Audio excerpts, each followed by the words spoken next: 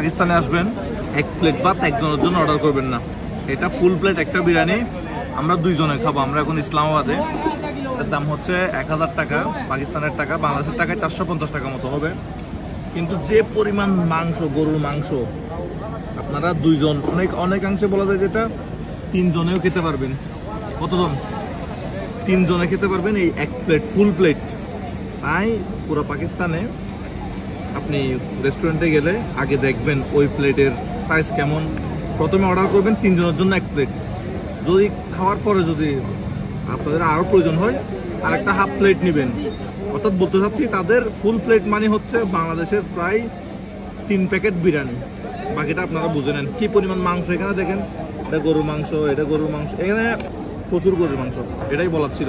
আমরা এখন পাকিস্তানের রাজধানী ইসলামাবাদে 2 ভাই মিলে এখন এটা খাবো। ধন্যবাদ।